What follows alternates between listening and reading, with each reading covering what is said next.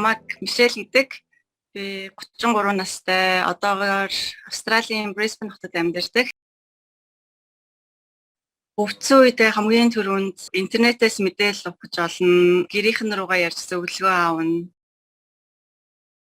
Гадаадад одоо ямар эмчит хандхаа мэдгүй, хаашаа хандхаа мэдгүй ч юм уу те.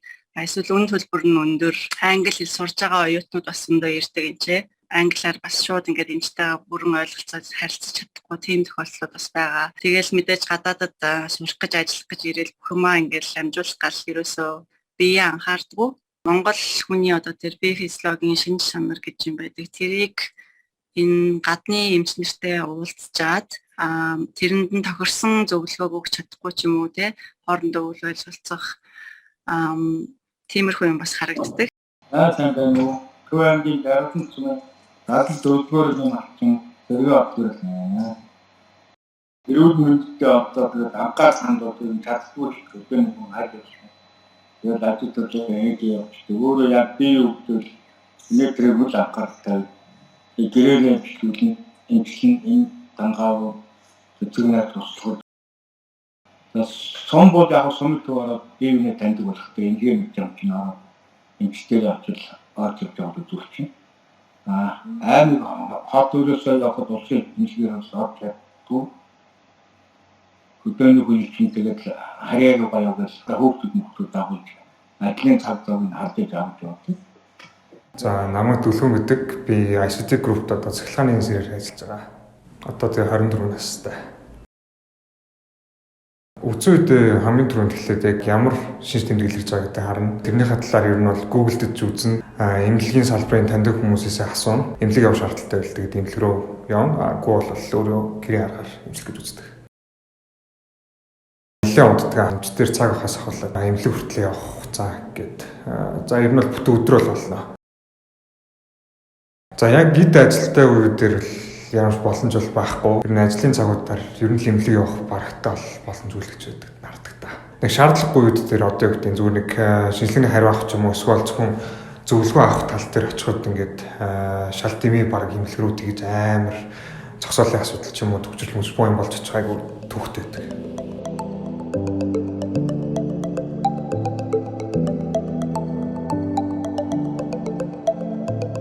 E-clinic нь эрүүл мэндийн салбарт одоо 10 гаруй жил програм хангамж хөгжүүлэн ажиллаж байгаа дотоодын компани байна.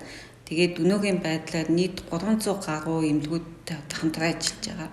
За тэгээд яагаад E-clinic платформ хөгжүүлэх болсон юм бэ гэвэл ер нь дэлхийн түвшинд эрүүл мэндийн салбар цахимжилт бол нэлээд эрчимтэй явж байгаа.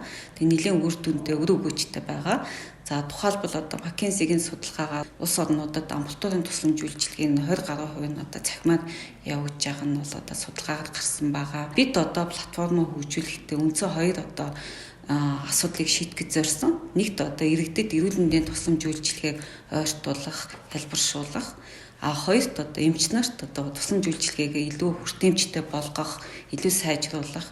Нөгөөдөөгөр эмч нарын одоо бүтээмж, хөдөлмөрийн үнэлэмжийг нэмэгдүүлэхэд бас дэмжлэг үзүүлэхийг зорьсон байгаа. Бас одоо манай иргэд одоо эрүүл мэндэд нэлээд хойрог ханддаг. Тийм учраас одоо өвчнөөс урьдчилан сэргийлэх одоо эрт үед нь шаардлагатай одоо тусламж үйлчилгээг авах боломж болцоог бий болгоход бид одоо нэлээд ач холбогдол өгч ажиллаж байгаа. За тэгээд эрүүл мэндийн асуудал өөрөө нэлээд одоо хувь хүний эмзэг асуудал байдаг. Тийм учраас бид одоо өөрсдийн бүтээгдэхүүн үйлчилгээгээ хөгжүүлэхдээ аль болох одоо олон улсын туршлагыг одоо судалж байна. Дээрээс нь олон улсын стандарт дүрм журмуудыг нэлээд одоо мөрдөж ажиллаж байгаа. Цаашдаа одоо энэ салбартаа бид шинэ одоо технологийн шийдлүүдийг цаг алдалгүй нэвтрүүлэх, мөн иргэд болон эмнэлгийн байгууллагатай энэ цахим хэрэглээг одоо зөв зохистой төлөвшүүлэхэд одоо хамтран ажиллахыг зорж байна.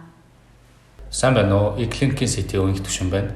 Би та бүхэнд E-clinic платформын техникийн болон шийдлийн талаар товч танилцуулъя. Манай платформ нь системийн чадамж талаас нэгдүгээрт үндсэн core систем дээр суурилсан, хоёрдугаарт хэрэглэгчдэд олон их усүрээс хандаж ашиглах боломжтой суугуудтай, 3-дугаарт ижил төрлийн системүүдтэй харилцаа холболт хийгдсэн өгөгдөл дамжуулах, солилцох чадамжтай, 4-дугаарт 3 дахь төрлийн системүүдтэй харилцаа холболт хийгдсэн өргөдөх боломжтой, ачаалал даах чадамжтай. Өөрөөр хэлбэл e-clinic-ийн эрүүл мэндийн платформ нь суур дэд бүтцийн асуудлаа бүрэн шийдсэн. Тэр их уялдааг нарийн зохицуулсан эцсийн хэрэглэгчдэд хялбар хүртээмжтэй ашиглагдах үз. Платформыг цогцоор нь бий болгосон гэсэн үг. Мэдээж энэ бүхний ард эрүүл мэндийн салбарт дагнан мэргэжсэн баг хамт олон тууштай хөгжүүлсээр байна. E-clinic платформ нь ISO 27001 олон улсын стандарт болох мэдээллийн аюулгүй байдлын удирдлагын тогтолцоог өөрийн үйл ажиллагааны нэвтрүүлсэн Монголын анхны эрүүл мэндийн платформ болж байгаа юм.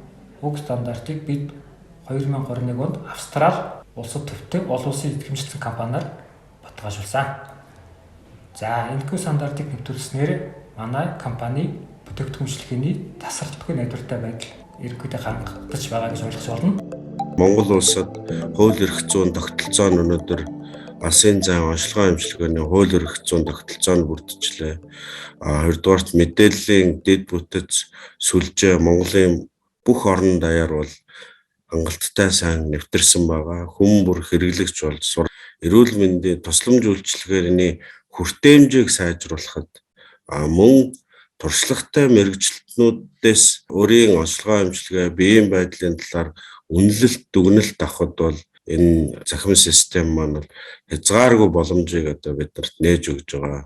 Зөвхөн Монгол улсын хувьд энэ Улаанбаатар хотын хувьд гээд ярих юм бол замын төвжирлэл, шүхлэл, цаг хугацаа, за нөгөө одоо тухайн эрүүл мэндийн байгууллага, тухайн эмчтэйг холбогдохоос эхлээд бас төвөгтэй, чирэгдэлтэй, хүндрэлтэй зүйл байдаг. Эмнэлэг дээр юм халдварын нөхцөл байдалч байдаг. Мөн одоо тухайн өвчлөлийнхаа байдлаас болоод эмнэлэгт биеэр ирж чадахгүй юм хүмүүс байгаа.